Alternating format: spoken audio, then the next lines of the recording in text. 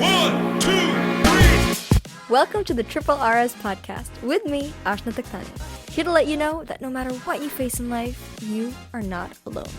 We do this through a safe, judgment-free community where we share relatable stories for relatable students from relatable scenes.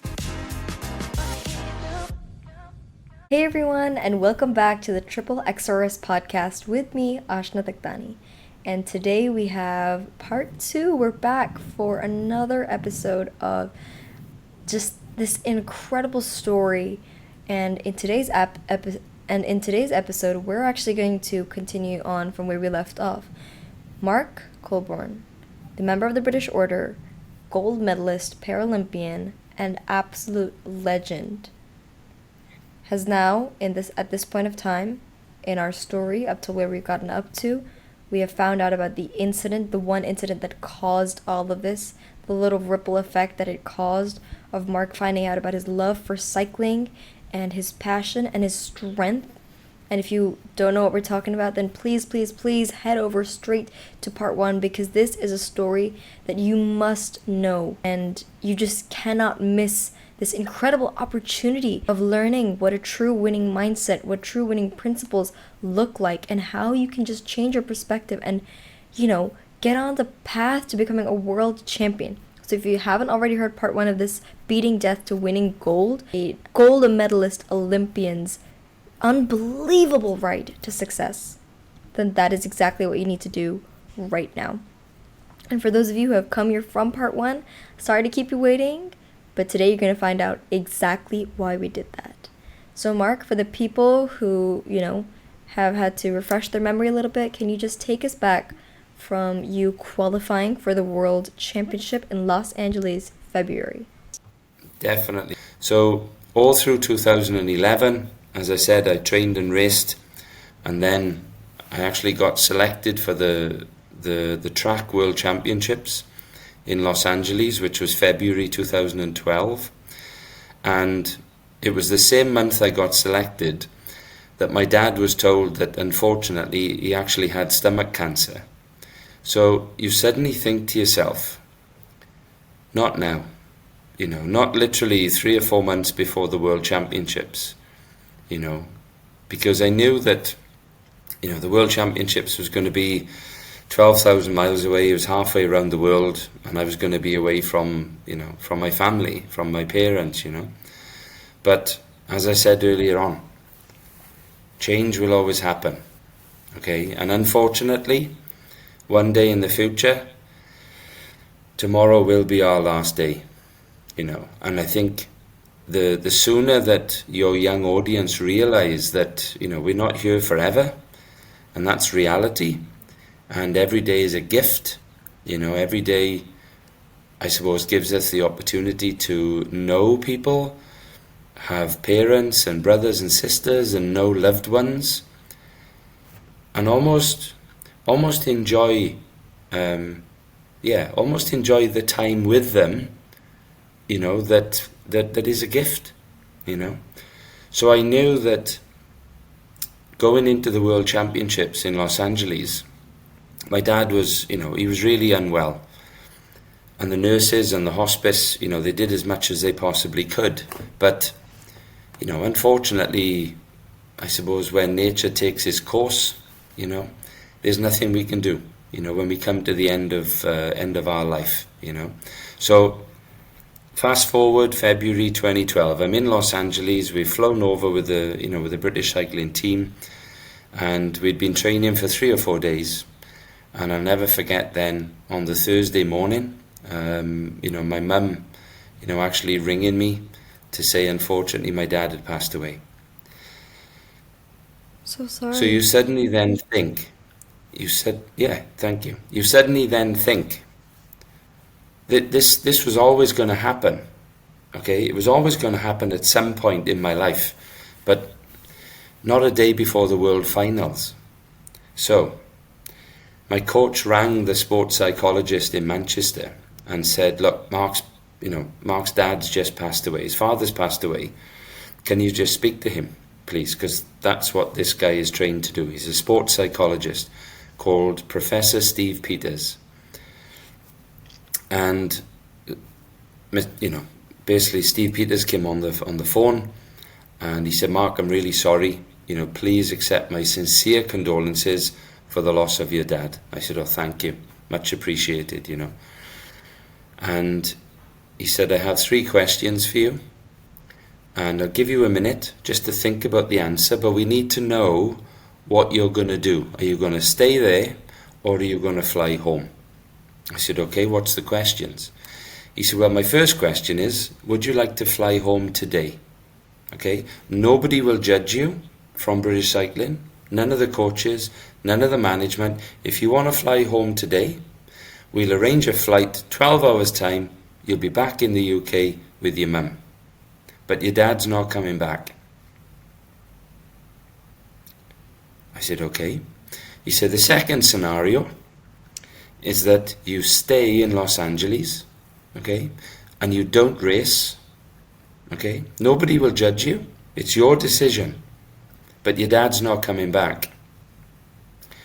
Or the third question is that you stay in Los Angeles, you race tomorrow in the World Finals, but your dad's not coming back. We just need to know. I'll give you a minute. Have a think about it." I'd already made my mind up, okay? I said, "I'm going to stay. I'm going to race tomorrow in the World Finals for my country, okay, for Great Britain. But more importantly, I'm going to race for my dad."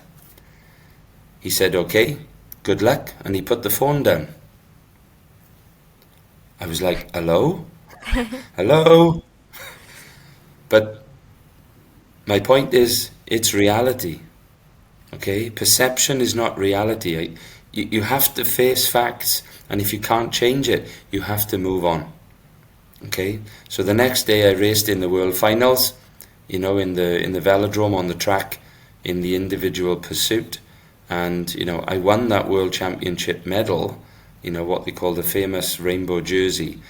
And yeah, I just knew in my heart that it was a childhood dream just to become a world champion, which is something that I'd always wanted ever since I was probably about 10 or 11, you know, stayed with me all my life. And that was 7 months, you know, before the Olympics. So that was, for me, just, you know, a very dark time in my life, having to then come home to my dad's funeral, you know, which was heartbreaking. But the reality is that my dad was probably not the only dad that passed away that day. You know, there was probably thousands of other dads that, you know, that passed away, you know. So yeah, very sad time. And again, I'm so sorry for, you know, the loss. It happened 12 years ago, but it never goes away.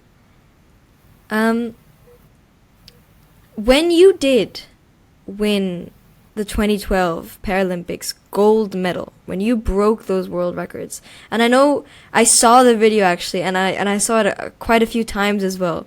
Can you just explain what was going on in your head during that race, but also what happened, what was going on in your head after you won that race? Yeah, it's a great question. Now your audience, I suppose, knows, first of all, about the accident, you know, which was 15 years ago. Now they know that my dream was to become a champion. I still don't know why. It's crazy when you suddenly try and piece together the answers, but there's no answer. I still don't know why, okay? It's really weird. So for me to become a world champion, the number one in my sport of cycling, on the track, was just an incredible euphoric feeling, you know, just so many emotions, you know. And then that run-up, you know, to the Olympics and Paralympics in London was just, it was an incredible summer of sport, you know, it really was. So going into the Paralympics, which was August 2012, I was probably in the best condition I could possibly be in, thanks to British cycling, okay? I was probably 4 or 5 kilos lighter, you know, than what I am now. and I'd probably trained in excess of 30,000 kilometers. You know, the amount of mileage we were doing was crazy. Okay, so going into the Paralympics, think about this, I was physically in a good place. Okay, mentally I was in a good place, thanks to Professor Steve Peters, the sports psychologist. Emotionally, I was also in a good place because I'd accepted that my dad had passed away. Why? Because every person is going to have that experience at some point in their life. So I didn't feel that life was throwing me a curveball, okay? Because it's part of life. And there's a great quote for your audience by Mike Tyson, who's one of the most famous boxers, you know, certainly the most famous world champion boxer to ever live, okay? And Mike Tyson said this in a podcast. Why isn't life wonderful, beautiful, peaceful, and calm every day? Okay, why is life hurtful? Why is life painful? Why is life, you know, upsetting? Okay, every day. Because if it was peaceful, calm, you know, every day, it wouldn't be life. So the point I'm trying to make is, going back to, we have to accept change, okay? We have to put up with nearly 8 billion people on the planet. Things are going to happen, okay? Change will happen. Accidents will happen. Unfortunately, passing on is part of the process. Does that make sense? So my point then is this, that I knew that London 2012 was going to happen with or without me. Okay? If I wanted to be there, I had to do everything I could to be there. In other words, if I was going to be successful, it was going to be down to me. If I was going to fail, it was going to be down to me. Okay?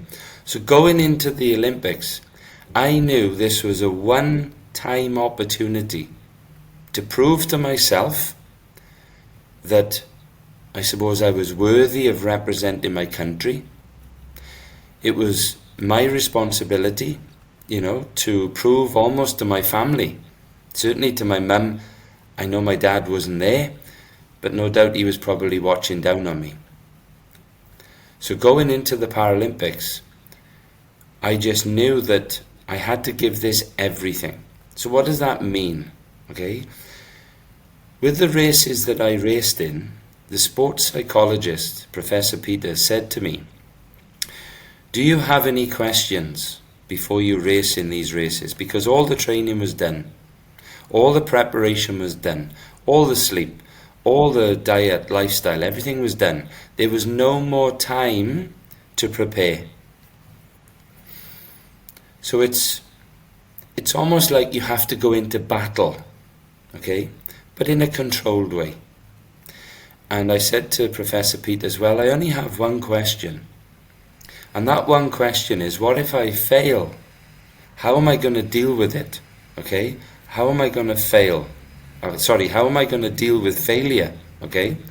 And these were the words that he said to me. This was the advice he gave, okay? In these races, are you going to give them 99% or are you going to give them 100%? And I said, well, I'm going to give them 100%. Of course I am, okay? And he said, if you give 100%, you have to accept the outcome, whatever that outcome is, okay? Whatever that outcome is, you have to accept whatever happens. If you win, great.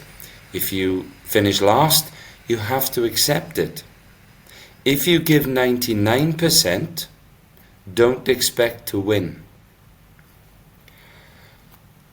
I was like, well, that obviously makes sense, doesn't it? You know? So my advice to your audience is this. If you're prepared to give 100% in whatever you do, okay, don't try and give 110% because that doesn't exist. Okay? You can only give your best. 100% is the absolute limit. You can't give any more. But whatever the outcome is, As long as you've given 100%, you have to accept the outcome. And you have to say to yourself, not to anybody else, I did my best. Okay? I did my best. So going into the Paralympics, I knew that I was in good condition, I'd lost my weight, I was really fit, really strong. And then it was time to perform. Because in professional cycling, the saying is that training should be hard and racing should be easy. Because you're just following through the process, okay, of what you do every day. Okay. So in my race, which is the 3-kilometer pursuit, or 12 laps of the velodrome, it's important to pace yourself, okay? Because if you go off too fast, the body fills up with lactic acid and it feels like you're riding in quicksand. It's horrible. Okay, it's horrible. So going into the race itself, in the morning you have qualifications. So all the riders, race in the qualification rounds. And the guy that raced before my race in the qualifications broke the world record in my event. How rude. So I had to then break the world record in qualification just to make it into the final, okay? So that morning, which was a Friday, I broke the world record just to make sure that I was in the final, okay, which was 4 hours later. Wow. So think about this. I now have to repeat the same distance, obviously the same race, 4 hours later, okay? So I took myself backstage, I had some food, some fluid, and I actually had a power nap for half an hour, okay? And then at 3 p.m, it was time to repeat the process once again, okay? So if you have any questions before we go really deep into the race, then feel free to ask the questions now. Like any other questions left in the podcast or left for the episode? From you. Yes, from you. Okay. I think just before we go to the end of the race, because it would be beautiful to end with that. Okay, now that you said that, I just have one question before we go to the race, okay, before we go to that big moment where it all happened, right? Now, since the moment your incident took place, since even before that, you started off by saying that your dad was your role model, that he was your idol, he was your inspiration, right? I just want to talk about how important is your support network, and specifically for students, we're going through a time where practically everything changes. We find our stability in our network, but not everyone is so grateful, as you said in the beginning, to have dads like that, or to have parents like that, or to even find friends like your coaches to inspire you, to motivate you. So as students, how can we build that network? Yeah, it's a great question, actually. So, if you refer back to, your explanation, not everybody has parents, not everybody has a support network of brothers, sisters, sometimes friends, neighbors, okay, are important, but it's critical to find one or two people who can act as your accountability partners, okay, who will never ever judge you for being you, okay, and this is so important, okay. Some people will give you support, but through unconscious bias, if they judge you subconsciously, they're not the right person for you to give you that support, okay. You need somebody that will give you the support you need, will be critical, okay, of your improvements, but also at the same time criticize you, but with positive feedback, okay, not criticism, but how can I say this, critique what you do well, but also how can you improve, what can you do better, rather than put you down for not being amazing. Does that make sense? Absolutely, okay? 100%. So I think that's really important for people who don't have parents, brothers, sisters, friends. Just find somebody. But the important thing psychologically is to ask permission. Okay? Ask permission to ask them a question, you know. Would you just give me some feedback on my performance or my exam results or my study or whatever, okay? But on the understanding that you won't judge me. That's all I ask, okay? You give me feedback, but you won't judge me. Is that okay? Yeah, sure, that's fine, okay? So that's what I had going into the Paralympics, okay? I'd already put my stamp on the world of cycling by becoming a world champion, you know? So that was the first step towards, you know, the Olympics, you know, to become an Olympian and to be a proud Paralympian, you know, to inspire millions of people. And now as an international speaker, and this is going to sound crazy, so hear me out, my role now is not to inspire people. My responsibility is to teach people how to inspire themselves. So look for, this is for your audience, look for your Daley Thompson, okay? Look for your accountability partner, okay? Look for those people that will help you, guide you, support you, give you feedback, but never criticize you, because you may not be the best, okay? And that's okay, as long as you know in your heart that you gave 100%. My coach knew, okay, in one of the races in the sprint, which was the day before my final, I won a silver, okay? I won a silver in the sprint, which is 4 laps of the velodrome. It's what they call the kilo, because it's 1,000 meters, okay? And my coach said, congratulations, that silver was amazing, because he knew that I'd given that race 100%. Does that make sense? Then in the 10-mile time trial, which was a week later, or 16 kilometers, same again, I won another silver medal. And I lost that race by 12 seconds over 16 kilometers, okay? But I gave my 100%. So my coach gave me a hug and he said, well done. That was amazing, congratulations. Because he knew I gave it, you know, the absolute 100%, okay? So back to the 3-kilometer pursuit. In the velodrome, the Queen Elizabeth Olympic Velodrome, on the 31st of August, 2012, history was made, okay? We call the velodrome the Theatre of Dreams, which is pretty powerful, okay? It's almost seen as the Colosseum of cycling, okay, where you have to perform in front of 7,000 people, 1.2 million people on the TV tuned in, so no pressure. Okay, so what's my point? My point for your audience is this, okay? If you leave emotion in the house, okay, leave emotion in your student digs, leave emotion in your bed, in the shower, wherever you want to leave it, okay, and take with you the art of logical thinking. So put yourself, this is for your audience, okay? Put yourself on the Olympic start line in the velodrome with all of these people watching, okay? What's your thought process? Are you going to start to think emotionally, oh my gosh, all these people are watching me, oh my gosh, I'm sweating, I'm uncomfortable, my heart's beating, I'm really nervous? Or are you going to start to think logically? Because the 4 pillars of change, okay, which is apprehension, fear, doubt, and uncertainty, we all feel those feelings. I felt those feelings on the start line because I'm human. You can't stop those feelings, but what you can do is manage them. You manage them by telling yourself, I'm safe. I've done this 1,000 times.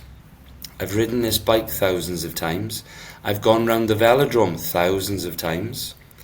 I've done all the training, all the diet, all the lifestyle, all the hydration, all the sleep to be ready for this moment. So now it's time to think logically, not emotionally. It's time to focus on the process, not the outcome. Okay? You don't think about winning gold because you're almost not ready for it yet. You have to go through the process, which is the 12 laps. So I'll never forget when they racked the bike up in the gate, okay, in the start gate, and I'm racing against a young lad from China who was 18 years younger than me. So my coach said to me, look, this kid's really fast, okay, he's really quick. So you have to go out really quick over the first 3 laps, because if he catches you and he passes you, the race is over. You're going home with another silver. I said, Tom, who is my coach with British Cycling, this kid's not going to catch me, okay? When that gun goes off and the race starts, I'm just going to give it everything I've got, because I knew that it didn't matter even if they carried me off the track just through complete exhaustion. That didn't matter, because I was fit enough and strong enough to deal with complete exhaustion. Does that make sense? Okay? So when they racked the bike up in the gate, clipped in my cycling shoes, into the pedals, and I'll never forget my coach saying to me, are you ready? I said, yep, I'm ready. He said, do this for your dad. And he walked off. So immediately the referee puts his green flag in the air to say that both riders are ready. The beeps counted down, 5, 4, 3, 2, 1, and the gun went off and the race started. So all of the emotional thinking I'd left in the flat, in the apartment, because that would never help me. Yes, I was thinking about my dad before the race. Yes, I wished my dad was there, but he wasn't, and that's reality. The reality is focusing on what I had to do. Okay, what was my responsibility for my country was to, compete, in that race. So after, I think 5 or maybe 6 laps, I got the bike up to speed, probably riding at 50 kilometers an hour, and that was my sustainable, my sustainable speed for certainly the first 10 laps. And then, I'll never forget coming around the corner, as you probably saw on the video, and looking up the track and just seeing this young lad in front of me, probably about 60 meters.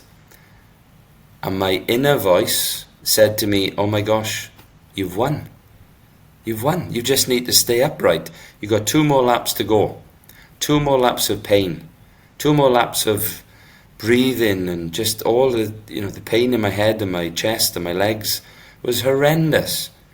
But the question you have to ask yourself is this. In Olympic sport, to win a gold medal, how much do you really want it? Are you prepared to put your body through absolute hell to win that gold medal or not? Okay, and if you're not, well, you may as well go home. So on lap 11, as I came around the corner, and I'm literally now 25, 30 meters behind this guy, and I felt the slipstream on my face, so I knew I was really close. And as I crossed the start-finish line, the gun went off to end the race, and I looked up at the scoreboard just to see what my time was, and there was no time. It just said 2 letters, WR, world record.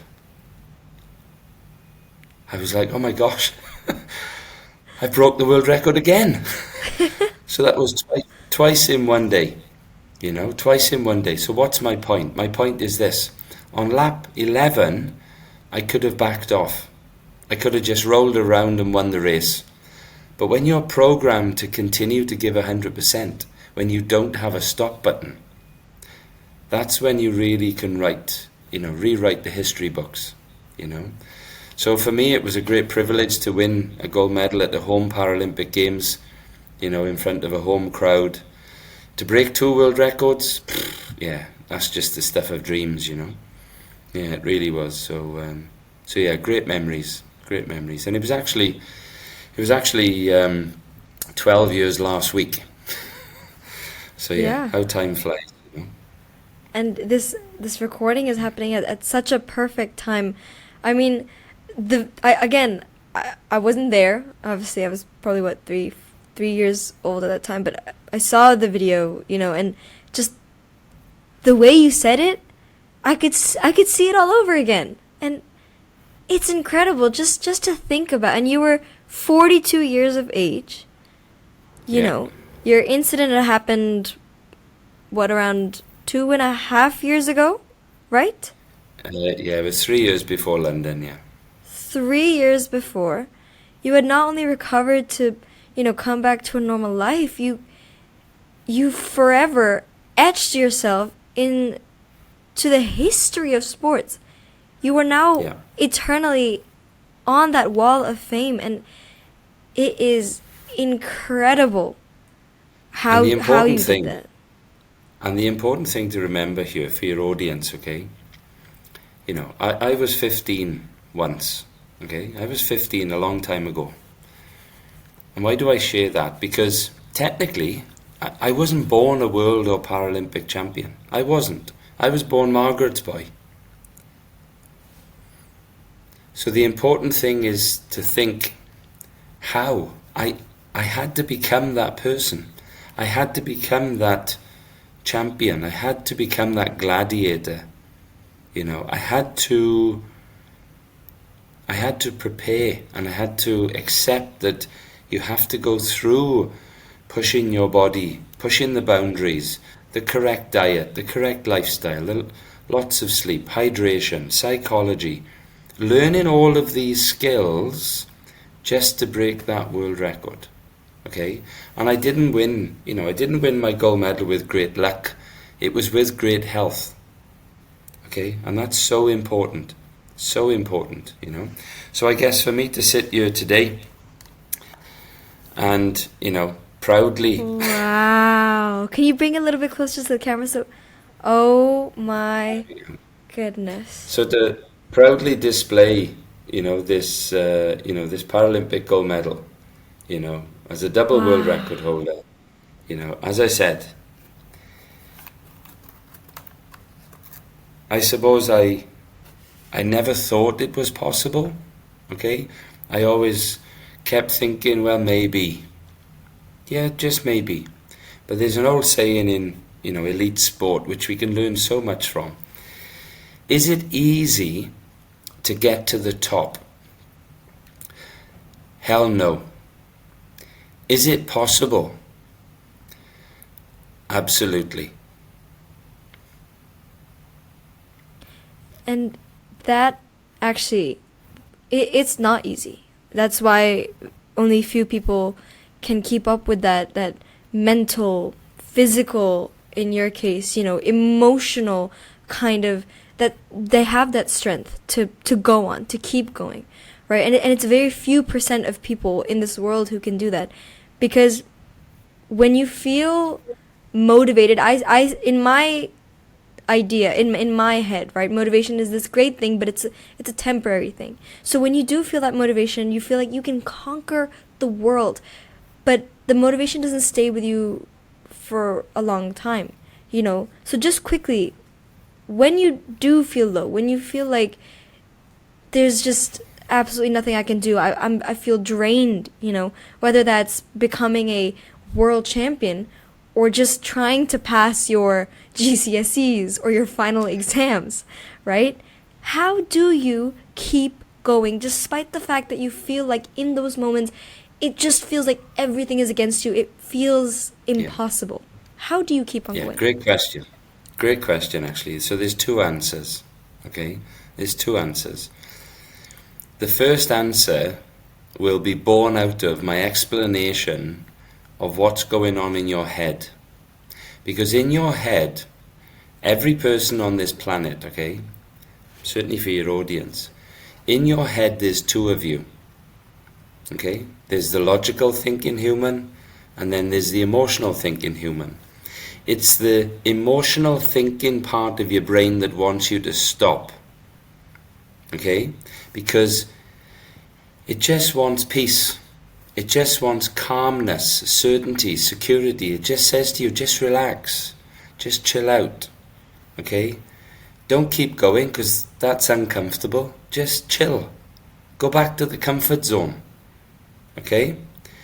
So when you take control with the logical part of your brain, you have to use a word that most people would know, but they don't know what it means, which is the word discipline. Okay? So what does discipline really mean, and how can we explain it to your audience? Okay? In my opinion, discipline is doing what you hate, but doing it like you love it. Because when you do something that you don't like, but you do it with vigor, you do it with passion, you do it with not aggression, okay, not aggression, but with passion to prove to your emotional part of your brain that you're in control. And when you do it like you love it, the brain doesn't know any different. Okay? The brain doesn't know any different. So if you do something, study, training, whatever, okay, but you do it like you love it, the brain doesn't know any different. The brain will only believe what you tell it. Does that make sense? Apart from your sensory taste buds, sometimes people don't like certain food or, certain beverages or whatever, okay? But it's important to take control logically, okay?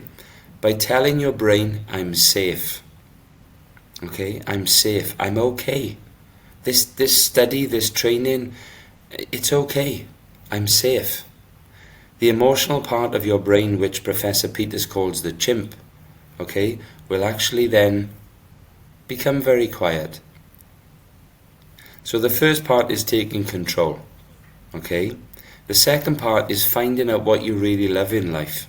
Because if you're not having fun, you're not doing it right, okay? As my dad always said, I said this earlier on, we're here for a good time, not a long time, okay?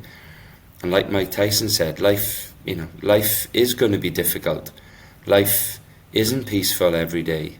We have to go through the trauma of being uncomfortable, because that's life, okay? That's life. Not everybody's lucky enough to not do anything, okay? There's certain people in life that don't have to work, okay? There's certain people in life that are just blessed, with a double master's or a PhD or a doctorate. They're just blessed because they do what they love. Does that make sense? So if you think of the carpenters of the world, the construction workers of the world, the electricians of the world, who are really incredible people and very good at what they do. It's just they enjoy it. Does that make sense? So that was my whole point at the beginning. Find something that you really like, something that you really enjoy, okay? Because you don't have to earn $1 million a year to be happy. Trust me, you don't. Okay? You don't. And I'll finish on this. So we're born happy, we choose to be unhappy. Okay? So if you remove those choices, your happiness comes back. It's crazy, isn't it? It's crazy. And I suppose for many people who want to aspire for certain things, yes, set goals, set desires and dreams, okay? But there's an old saying that I have that comparison is the thief of joy. So there's no need to compare yourself, against other people, Find your true happiness. That's so important, So yeah, all good. Thank you so much once again for coming on the show. Thank you for sharing your inspiration, sharing your wisdom. And now, just before we end, we're going to do what guests love. They call it their favorite part of the show, and so I hope you enjoy it as well. It is our rapid fire round. Now, we are both extremely talkative people. I have noticed that. And so I do think that it would be hard to do this under 60 seconds, but you are a world champion. You are a record breaker, so let's see if you can do it. Okay, under 60 seconds, your first question. If you could cycle anywhere in the world, where would it be? If I could cycle anywhere in the world, where would it be? It would be in the Alps, the French Alps. What a beautiful place. What's your go-to pump-up song before a race or a ride? My favourite song before a ride or a race, I would say it would be the Welsh band called the Stereophonics, and the song is called Dakota. Ooh, Ooh, okay. Your favorite Yes. motivational quote? We've heard quite a few from you today. Yes, I think it goes back to discipline. You know, discipline is doing what you hate, but doing it like you love it. Okay? Doing it Because, like you love it. and it's the truth, It if you works. don't, it works. That is the key to success. What's one thing that people would be surprised to know about you? I'm a very simple person. Okay. I lead a simple life. Very simple life. You just happen to be a world champion. Just happen to be legendary.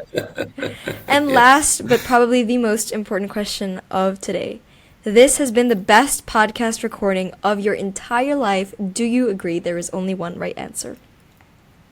I do agree, and it's been a wonderful podcast to reach, you know, so many young minds who I suppose all need guidance and support.